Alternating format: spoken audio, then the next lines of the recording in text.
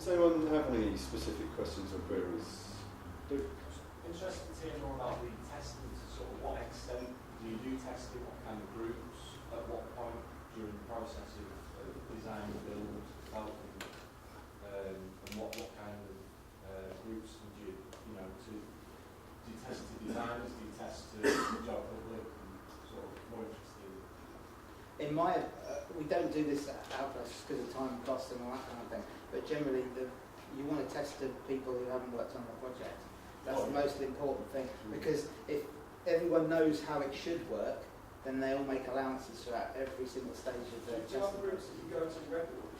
Like a certain number of people that you know, friends and things like that? Not really, because that kind of thing, you have to get an outside agency like Simple Usability to set that kind of thing up, or the client to set something like that up, or and again, it depends on your client. If the client's willing to put that much money into testing, that's fine, but quite often it will be the client and a few people they work with back at their office, and then the guys who actually coded it at your office or something like that. And that's not ideal, but sometimes that's all you can do, really. You can even really use the same group of people again and again, because you'd have usability trends internally that you would usually tend to stick to. And obviously by having people come in and test your stuff, you're actually educating them in a way. So they would actually start to become used to the way that your stuff works. So they wouldn't be an unbiased opinion anymore. We always only use users once. Because after they've come in and done a usability session, especially because of our methodologies is all about sort of observing natural behaviour, you actually teach people about their own behaviour. So once they come in a second time, they start to guess what you want to hear. And everyone, if they come in, they want to be good at it. Everyone wants to be good at whatever opinion they're giving. So they start sort of making stuff up, and that's not what you want. I think in terms of specific kind of groups of people, I'd say you always want to test with the people who are going to be using the site. So it's impossible to say really for me. I wouldn't just say always use that group of people or always use them, because yeah, exactly. It depends on the project and the people who are going to be using it.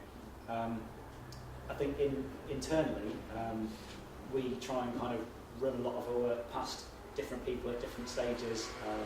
Test early and test often. So would you test sort of after a design stage? If you could prototype it, ideally, if you could do some kind of prototyping, so you had some wireframes that used the design images just to get kind of user flows and stuff. What's that? Would you code it so that it's actually a working version? Well, if you use something like Azure or something, it's very quick to do kind of basic working versions. Basically, test as often as you can, with as many people as you can is the ideal. But things like fold tester, not fold tester. I forget the name of the software now. The guys upstairs use it. I've used it a few times and it was fun.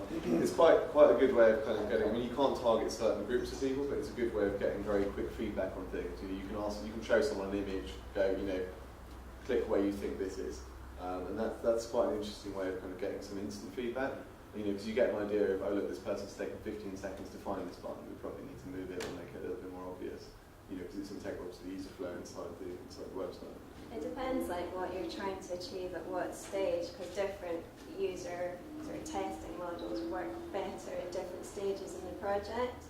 So you can test on basic JPEGs and just understand where they click, but if you actually want to see someone really interacting with it and getting sort of postbacks, then you sort of do prototypes, but there's always something that you can do at each stage, and measuring the user experience is very difficult because people attack things at different speeds and users do things at different speeds, so you just have to sort of segment your audience and make sure you're getting sort of a cross-section of who your audience is. And just to elaborate on that point, you'd be amazed the amount of clients that don't understand wireframes as well. They say they do, and you show them wireframes, and they're really happy, and they'll sign them off. And then when you actually design it, it looks exactly like wireframe, and they've got a million changes they don't like it at all.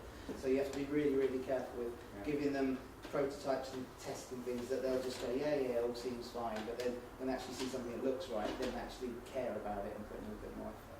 Cool. Just another question at the back. Yep. Yes, an assertion and a question. I might be told that I've got a hard set to I think sometimes this community gets a bit mixed up with expertise. And I think if you listen to Malcolm Gladwell, he tells you it takes 10,000 hours to get good at anything. I think that we're really good at the creative process. And I start driving me crazy when I hear creatives sort of trying to assert expertise in a domain that actually is not, which is not going to work. And that bothers me. I think we're good at the process, and everything else we're kind of on a learning curve. My question is, do you think it might be confusing usability with usefulness? I think there's lots of things that are usable but not that useful. QWERTY keyboard is not very usable, but changing it would be very useful.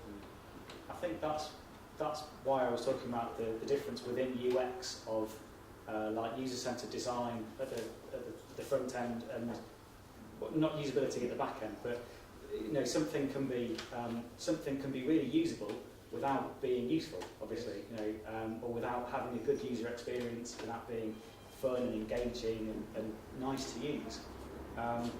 So I think I know we certainly try and distinguish between those two different things and make sure that something is, and everything should be usable, and ideally everything should have a really good kind of user-centered design and user experience. But I think those are the things that often get kind of trimmed from a project, I think.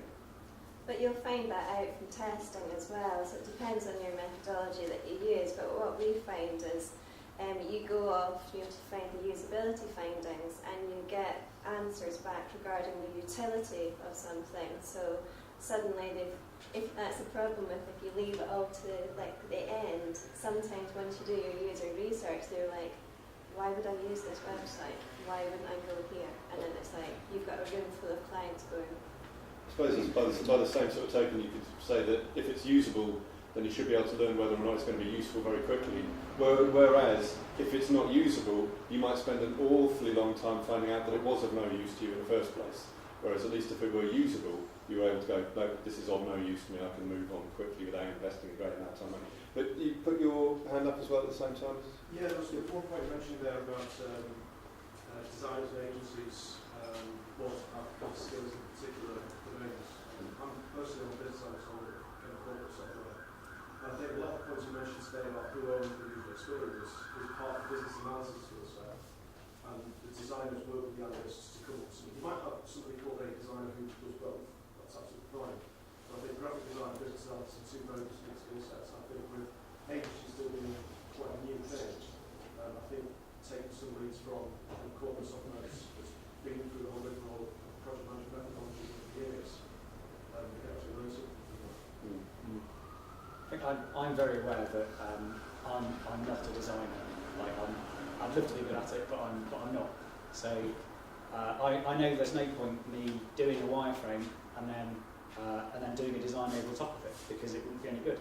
And we've got great designers that so we try and kind of integrate that process between the kind of user experience people doing something, kind of working alongside designers and developers.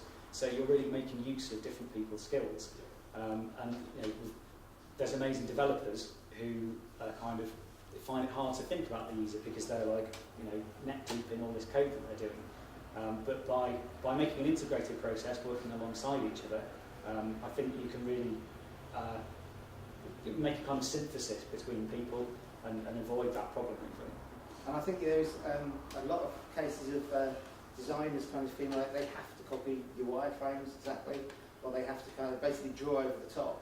And that's something that I really don't like, because it's like you say, I'm not a brilliant designer. I used to be a designer and I was a very average one. That's why I'm doing my role now, because I wasn't a good designer. So don't, for God's sake, take my wireframes and do exactly that. The reason I've done things for a reason. There's a hierarchy on the page. I've made that really prominent for a reason like that. But if you think you want to change it around and you've got a reason why, that's the most important thing. Designers can do what they want in my wireframes as long as they've got a good reason why they're going to do that. And if that reason fits with usability and all that kind of thing, then I'm fine. You can change it all around, whatever. Basically what I've done is a glorified checklist of content arranged in a hierarchy. And if they think they can improve on that, then that's good. I think